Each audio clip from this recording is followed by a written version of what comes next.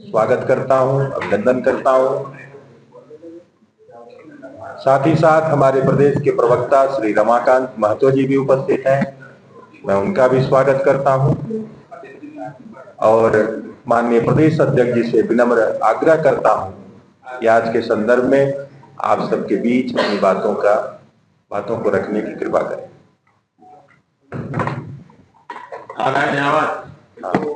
चलिए, बहुत बहुत धन्यवाद आप सबको। सबसे पहले तो आज संविधान दिवस है। संविधान दिवस के शुभ अवसर संविधान निर्माताओं को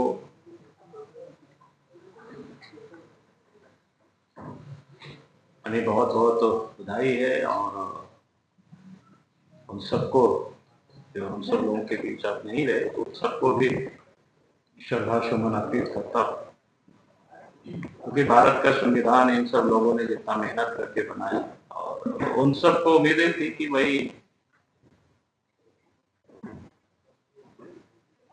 चाहे कार्यपालिका हो, व्यवस्थापिका हो या न्यायपालिका हो, संविधान के अनुसार ही सब लोग काम करेंगे। लेकिन आज मैं आपको झारखंड राज्य के संदर्भ में और यहाँ किस प्रकार से काम चल रहे हैं, कैसे लोग काम कर रहे हैं, और उसमें से पहला जो अभी आप सब लोगों ने देखा होगा कि खास करके पिछले दिनों धनबाद में कोयला कारोबारियों के घरों पर ईडी ने काफी छापा मारी। तो स्वाभाविक है कि आप सबको ध्यान में है कि वो धनबाद कोयला के नाम से या कोयला नगरी के नाम से ही वो प्रसिद्ध।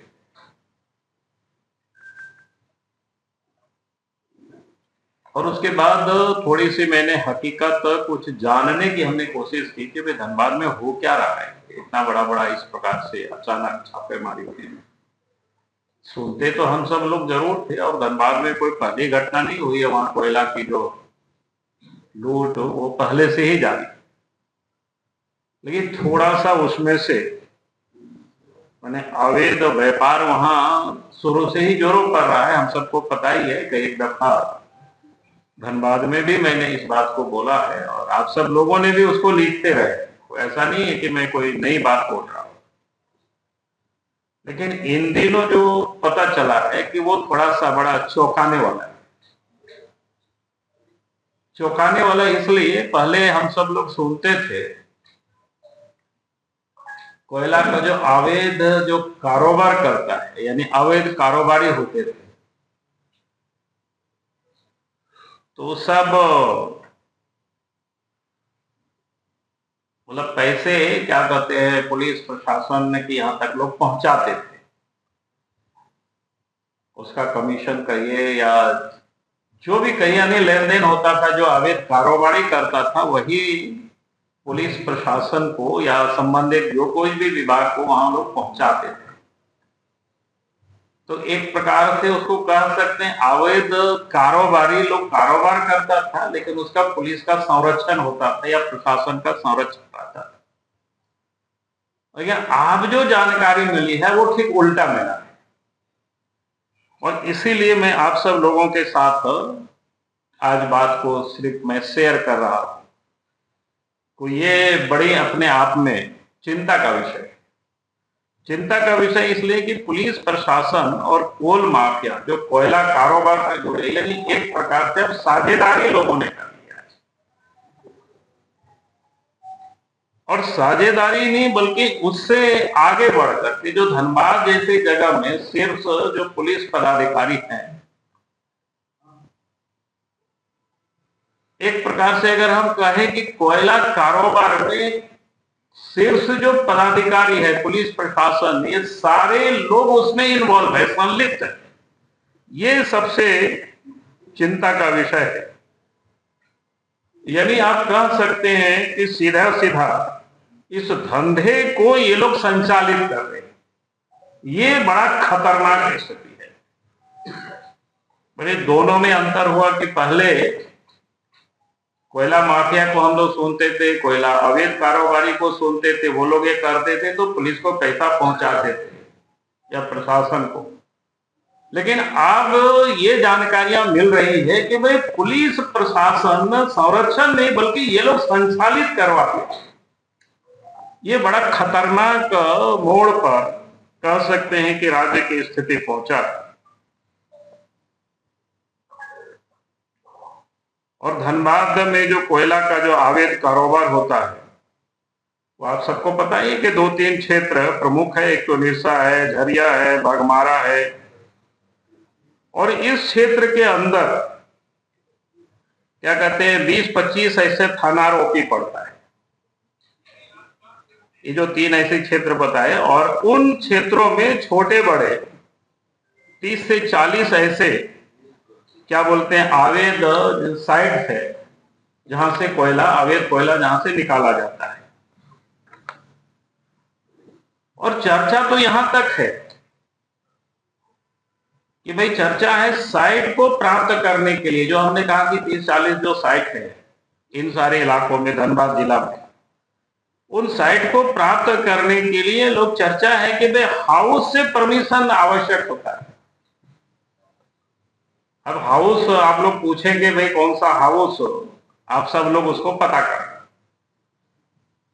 और ये चर्चा है कि भाई हाउस से परमिशन होता है। हाउस से परमिशन, जब हाउस से सीधा एसएसपी को टेलीफोन जाता है और तब फिर वो अप्रूव होता है।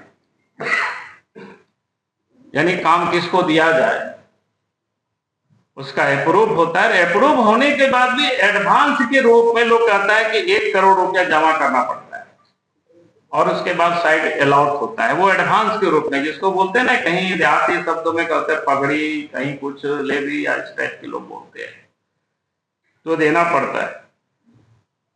और उसके बाद उनको क्षेत्र में लगा दिया जाता है। जो आपको हमने कहा कि 30-40 जो साइट है उसमें से, और उन क्षेत्रों से प्रतिदिन जो सूचना एकत्र करने की हमने कोशिश की तो 150 से 200 ऐसे ट्रक कोयला निकलता है। और एक कोयला का जो प्रति टन 8 से 10 हजार रुपया प्रति टन जो कोयला की कीमत में वो बिकता है। और ये सारे जो व्यवसाय चल रहा है उसका पूरे नियंत्रण, लोग बोलता है हाउस से है उसका नियंत्रण। अब लोग कहता है कि हाउस से कोई महाराजा है और धनबाद के एसएसपी, जिसको कह सकते हैं कमांडर इन चीफ या सेनापति कह सकते हैं, और डीसी को कह सकते हैं महामंत्री, सारे ये लोग मिलजुल करके प्रॉफिट को हिस्सेदारी भी यही लोग बांटते हैं। और इस धंधा में थाना प्रभारी, इंस्पेक्टर, डीएसपी, सिटी एसपी, ग्रामीण एसपी, एसडीओ, खनन अधिकारी, अंचल अधिकारी, सबका हिस्सा बिल्कुल तय रहता है। और इस धंधे में एक तो बाघमारा में डीएसपी है पुरुषोत्तम सिंह, पूर्व में राज्य के मुख्यमंत्री के वो सुरक्षा में भी रह चुके हैं।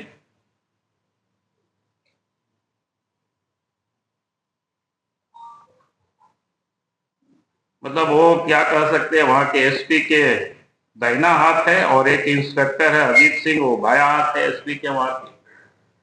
और ये सारे लोग मिल करके जिसको बोलते हैं वो धंधा होता है। और यहां तक कि ये जो 2 नाम आपको बता रहे हैं, ये लोग जो थाना को भी बोली लगवाते हैं, मालदार थाना कौन है, कम क्या थाना है, और फिर थानेदार का वहां पोस्टिंग होता है।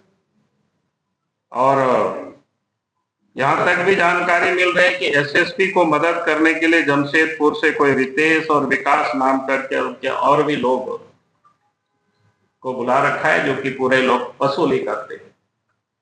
ये बिल्कुल सर्वत्र, धनबाद में 2-3 घंटे के लिए गए थे, आप समझने की मैंने कोशिश की थी तो लोगों ने बताया। उसके बाद कई एक साइट है वो लोगों ने बताया तो बड़ा चौंकाने वाले विषय है। कुछ साइट को अपने उदाहरण में बता रहा हूं आप सब लोगों को, कुछ साइट के बारे में जो जानकारी मिली। एक जो प्रमुख कोल ब्लॉक क्या बोलते हैं कोल साइट्स है, जैसे भावरा का, तो उस साइड में कोई अरविंद है और कर्ण करके है, ये दोनों एसएसपी के लोग हैं। फिर क्या बोलते हैं कुजामा है, आकाश है, मनीष है, ये भी क्या बोलते हैं एसएसपी के लोग। फिर पंचायत साइट है, वहां एक अंजनी करके है, कोई काम देखता है, वो पंकज मिश्रा जो साहेबगंज के है उसके आदमी।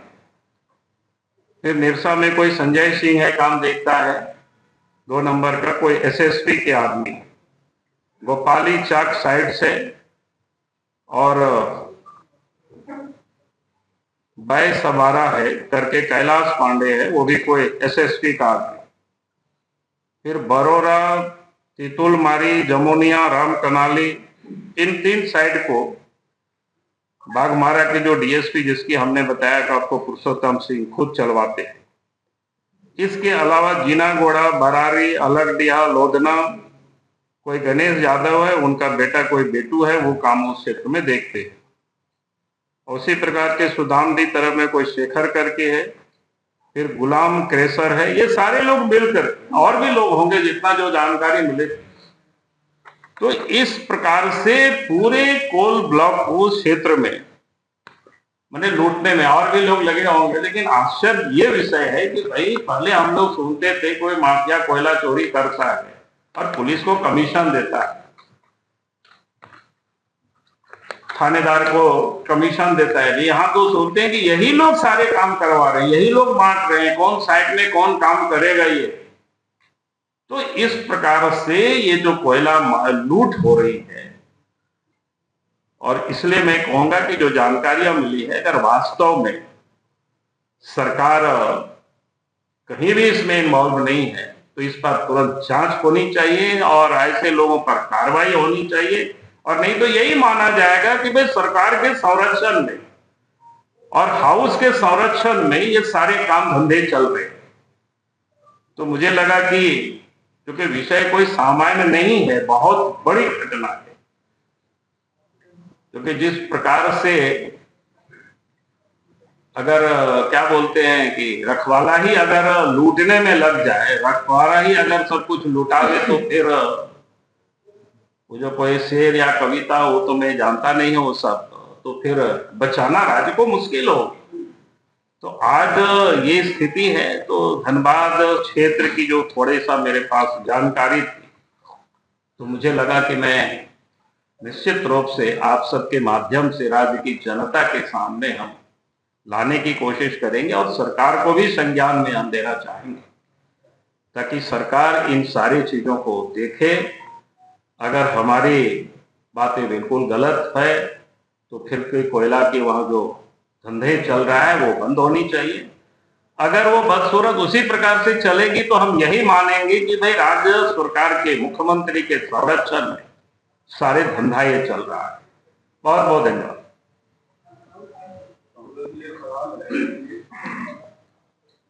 ये कोयला चोरी का मामला बहुत पुराना है, लंबे समय से